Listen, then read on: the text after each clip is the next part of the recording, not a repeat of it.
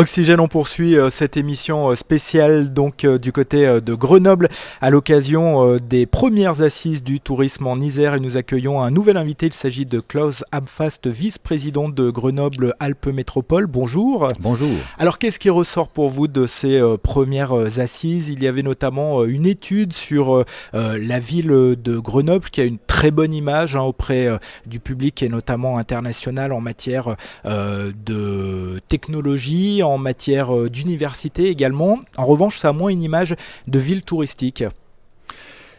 C'est Grenoble, une ville universitaire, un habitant sur 7 à l'université, donc c'est très attractif pour toutes sortes de congrès et conférences qui ont trait avec la recherche, avec l'innovation. Et donc, on est dans les top 10 des destinations de tourisme d'affaires en France. D'accord. Mais maintenant, ce qu'il faut faire, tout ce qui a été présenté ce matin, la qualité des musées, la qualité de l'animation culturelle, il faut le faire ressortir et faire envie de venir aussi faire des vacances à Grenoble. Une partie des touristes qui vont dans les stations de montagne passent par Grenoble. Comment réussir à leur faire passer quelques heures, quelques jours ici à Grenoble ? L'enjeu, c'est pas seulement ça. L'enjeu, Ouais. c'est aussi que Grenoble doit se positionner comme une station parce que pour des courts séjours urbains de 2-3 jours. C'est quelque chose qui, notamment au niveau international, est facilité par les aéroports de Lyon et de Genève, qui sont bien liés à toutes les autres grandes villes en Europe.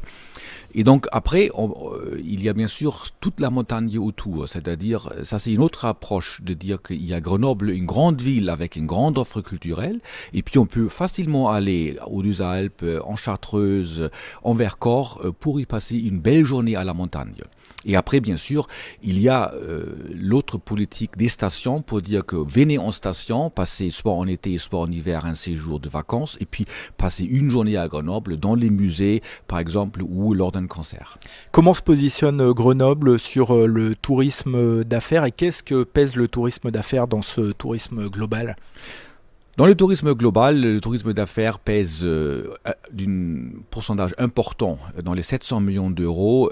Pour le tourisme en Isère, on avait dit la moitié c'est pour le tourisme d'hiver. Dans le reste, une bonne partie va au tourisme d'affaires parce que le touriste d'affaires dépense beaucoup plus que le touriste de loisirs. L'essentiel est bien sûr concentré là dans l'agglomération grenobloise, mais pas que. Les réunions d'entreprise, par exemple, peuvent aujourd'hui avoir lieu dans des sites ruraux et en montagne.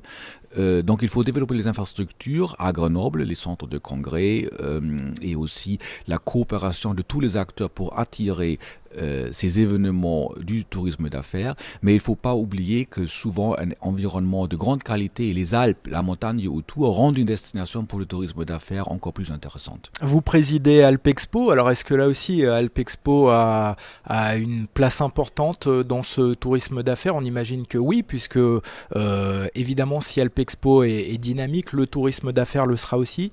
Alpexpo est, avec le World Trade Center et Minatec, un des 3 sites pour l'accueil du tourisme d'affaires. C'est le plus grand.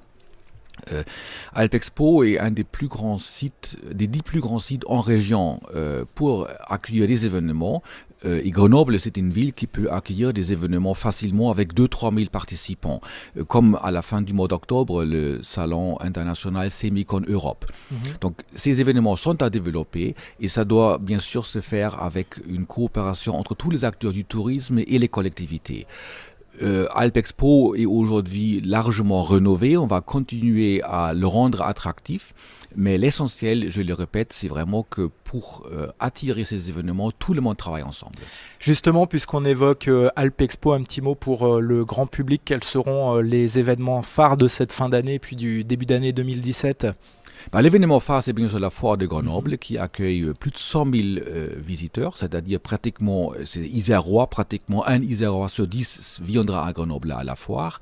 Nous avons aussi des salons Naturissima et Artisa qui sont plus spécialisés. Nous avons pour les professionnels un grand salon dauphinois des métiers de l'hôtellerie et de la bouche qui un peu va réunir énormément de monde des secteurs justement du tourisme, des stations mais aussi en plaine. Et puis Semicon Europe, c'est très grand rendez-vous européen des fabricants des semi-conducteurs pour lesquels on attend 15 000 visiteurs et qui va remplir Alpexpo à la fin du mois d'octobre. Merci beaucoup donc Klaus Abfast Podcast, vice-président de Grenoble-Alpes Métropole, et à bientôt. Merci.